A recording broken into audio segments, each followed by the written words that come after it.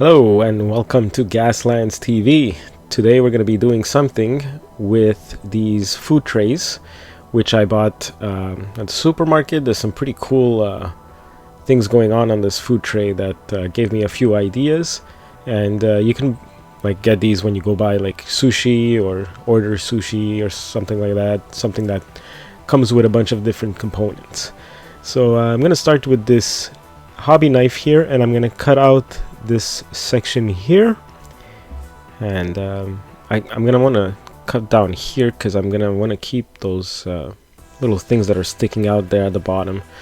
So I'm just gonna forward here a little bit as I'm cutting around this what seems to look like some kind of barrier looking thing, and once I cut around that, I'm just gonna clean it up a little bit to make sure that there's not too many little plastic bits sticking out here, and you can use some scissors, and yep. So now for these little things too, compartments, I'm gonna just cut them out with the hobby knife as well, and it's gonna give me a bunch of little squares here. And what's really cool about these things is that you could stack them and make different mountains if you want, if you're playing a different miniature game, and you could also put them one inside the other, so that's gonna make for really easy transport.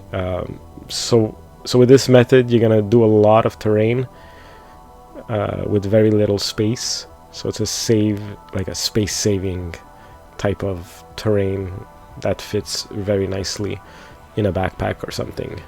So I sprayed these white. I primed them white, and gonna get to work on those later. And I primed these ones gray, and some of them brown. So I'm gonna do some different different methods so that you can see what you can do. The two big ones I did white as well. So I'm gonna start off with these white ones here. I like these little rivets here, ridges or whatever they're called. And I'm gonna go with red because I feel like red and white is really cool. It gives that Formula 1 apex curve kind of look, you know what I mean there. I'll just post a picture on top of the video here. So I'm gonna let that dry. It's not super straight. Again, we'll fix that later. I'm gonna put some red on this barrier here too. I want to make some red lines here. I think red and white really looks good, and just gonna use a wide brush to make the line here. So if you have a wide brush, just put some red on it and just go straight as possible, making some nice red lines here. Again, not super perfect. These were painted by Gaslands people, so it doesn't have to be perfect. And even if you do a little mistake, we're gonna go back with the white and just adjust if there's little mistakes here and there, but don't worry about being too perfect. If you want, you could also just do a few at the top, and then with your brush go diagonally. So I'm just gonna, with the exact same brush, go down but move diagonally. And while I'm doing this, I'm looking at the white part. I'm not looking at the red part. I'm just making sure that the white part is consistent in size from top to bottom. And then up here in the corner, gonna do something a little bit different because it was kind of hard to match the diagonal parts. So I'm just gonna put the top corner red. So we got some diagonals and some straight reds. Now we're gonna use the white to clean it up a little bit, whatever mistakes you did. So for here, I'm just gonna slowly and patiently draw a white line between the two red lines. So that's gonna clean it up a little bit. It depends how much work and effort you wanna go into it, and time and stuff like that. So if you spray these gray, I'm going to use a big brush here with some white and just go along the edges maybe dry brush some white. So dry brushing is putting some paint on your brush, removing the paint off your brush, and having just a little bit of brush paint on your brush.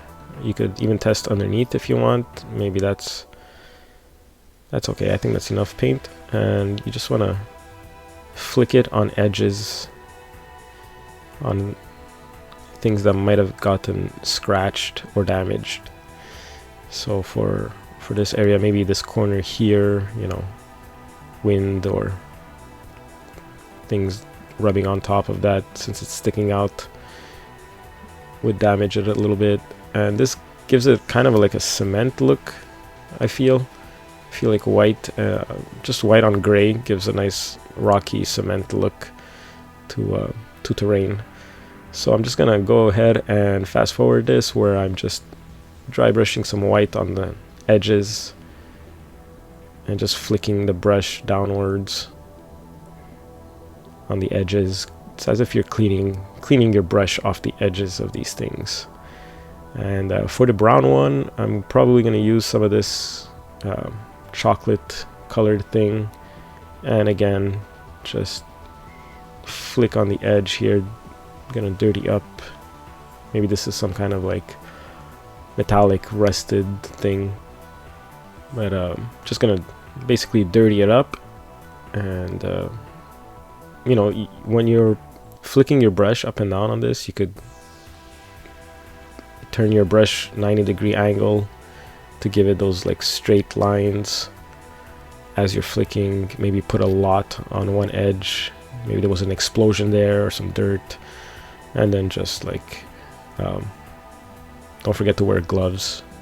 I was wearing gloves, then I took them out to go eat, and I came back and I forgot to put them on, and now I got paint all over my hands. But yeah, let's go with orange. This is just regular orange, nothing fancy. Again, with terrain, I don't like to use like expensive paints or whatever you have on special is fine for terrain. And I'm just gonna dab a few orange spots here, and then with the brush flick that extra paint downwards, turn the brush 90 degrees to make straight lines. Nothing fancy here. Again, it depends how much time you want to put, but it's very easy if you're a beginner to just do some rust. I mean, if you're a pro, you're probably not watching these videos. Maybe you are, just to get some ideas that you might not have, or get inspired by some of these things. But most of these videos, I don't consider myself a pro at all, so it's really just videos I like to do to encourage people that are scared of getting into this, to show you how easy and how inexpensive it is. So inexpensive, you could go to a Dollar Tree or Dollarama, get some like tattoos, and you could use these as graffiti, which are pretty cheap, and it's quick, it's easy, it's not freehand. You know, you just put some water, stick it onto your piece of terrain here, and then just slide off the paper, and you got yourself a nice piece of graffiti. Would have been cool on a wall, but this is on the top of one of these things. You know, maybe someone climbed up here and wanted to do a nice little graffiti for a helicopter passing by or something.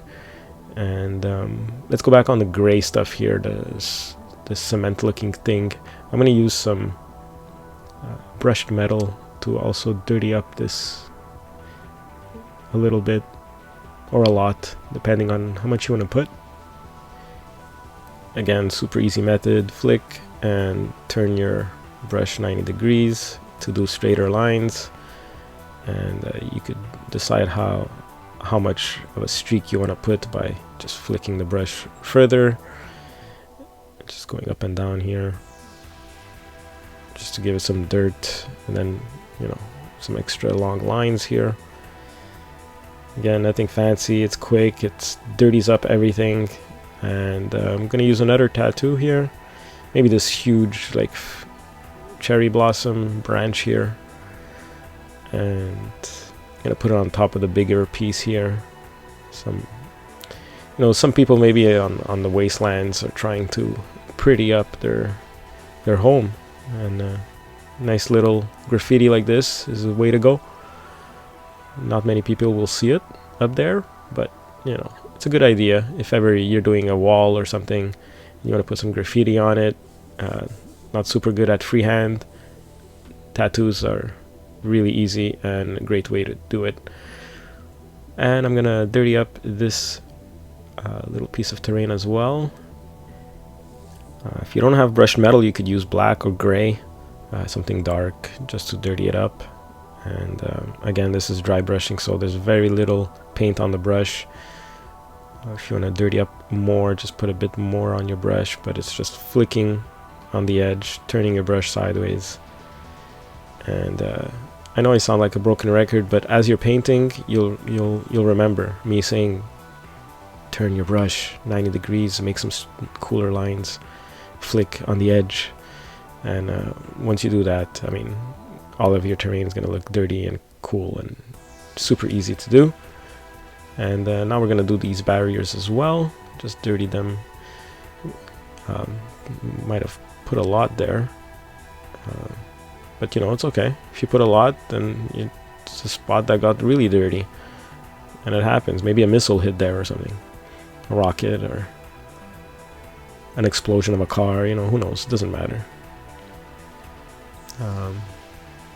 Just gonna fast forward this footage here. And it's up to you really how much dirt you want to put on it, but how dirty you want to have it look. And I really like my stuff kind of dirty and messy and old, and it's been there for a while. It's been through hell, and a lot of stuff has happened around it. So I'm gonna dirty that up like that. I'm gonna leave those sticks out clean for now, and gonna go with yellow. I'm gonna do those things yellow, and you probably know where I'm going with this now that you see the yellow. I'm gonna do all of those yellow, and while that's drying, because you're gonna have to put a few coats of yellow. If it's cheap yellow, it takes a few coats. So I'm gonna make that dry. Meanwhile, I'm gonna get some caterpillars and some greyhound stickers. These are water slides, they're called, and they're kind of annoying. If you saw my other videos, you see how much I struggle with these things. And if you have better ways or tips on how to use these water slides, please let me know in the comments. But it's always fun to see me struggle with these. So I'm gonna try to put the caterpillar right here. And you could find these at your hobby shop or place where they sell things for train model kits and stuff like that. These are all logos to decorate your terrain, where basically your train is going around, and or to decorate the actual train. So what I'm trying to do here is slide off this logo of Caterpillar, which is not sponsoring my video, just so you know. And just want to slide that. You don't want to have too much water either, because you're probably damaging the paint on your terrain and everything. But maybe you'll have an easier time than me doing this. Oh, I think I got it. There, done. That looks pretty good there. Nice little logo. I'm gonna put the greyhound on the brown one here. Since it's written in white, it's not gonna look good. It's not gonna show. So I'm gonna put it on the brown terrain here, and that looks pretty cool. That was easier than the other one. Some of these water slides are really small and tiny, but I'm gonna go with Enterprise here, and I'm gonna put it here. Maybe this is where you can rent your battle cars. And Enterprise is still around. Who knows? Don't forget to keep your stuff flat, because if you want to stack these for transport, you want to flatten them. And I'm going to use this decorative filler with some Amazon glue, and I'm just going to put some glue in here, and that's going to Actually, it takes too long, so I'm just gonna open it and pour the glue here. You can use the back of a brush or the other end of a brush to just move the glue around, make sure it's everywhere on the areas that you want to put the sand or the decorative filler. And you could put a lot because this glue shrinks, so don't worry about that. And then just gonna sprinkle some of this stuff on top of the glue. It's pretty cool. And fast forward, you see it like moving a little bit and it looks like ooze or whatever. Just gonna tap over here so that make sure I get the sand everywhere on the glue. And might have to leave this overnight, make sure it's dry. And before it dries, if there's some spots you missed, you could still move it around. And whatever fell off or whatever is left over, you could just put it back in your jug, recycle that. And I probably put the clip twice in a row here. Not sure why I did that, but it is what it is. And I'm gonna put some glue here. Again, with the brush, I'm gonna move the glue around, make sure it's all full. And this time I'm gonna use this black version of the sand. It's a bit thicker. It's not as thin as the sand. That's pretty cool. And fast forward, you don't see that with the eye, but when you fast forward, you actually see it like moving around and getting all like filled and everything. It's pretty cool. Yeah, so I'm gonna let that dry, and meanwhile I'm gonna dirty up again this yellow part of the terrain. And again, I'm just flicking the brush here, getting it all dirtied up. And that looks pretty good. Super easy technique to get stuff dirty and look a little bit more realistic. So that looks pretty cool. I'm gonna do it with the other one here. And I'm also gonna dirty up the sign here a little bit. It's a little bit too clean. So again, with some dry brush and some black paint or gray, just dirty up the top of the sign. It's gonna give it a bit of a 3D effect, and you're done. It's as simple as that.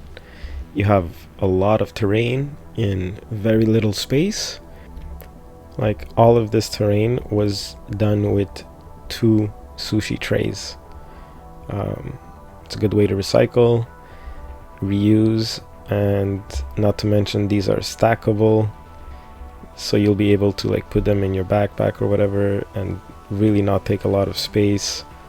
Got a little parking area there, but see, this is the little space, and once those 2 are dry up there, you could put those inside there, and it's a lot of terrain for very little space. If you like this video, if you learned anything, if you like the idea, make sure to subscribe for more like that, and go to our Etsy page if you want to support me and some artists that 3D print and 3D design guns, rams, flamethrowers, flame effects, smoke effects. They come in this really cool Gaslands TV container. You could also go to our Facebook page, Gaslands TV, and check out this other video, which I also used some plastic containers to do some terrain. And again, thanks for watching, and I'll see you next time.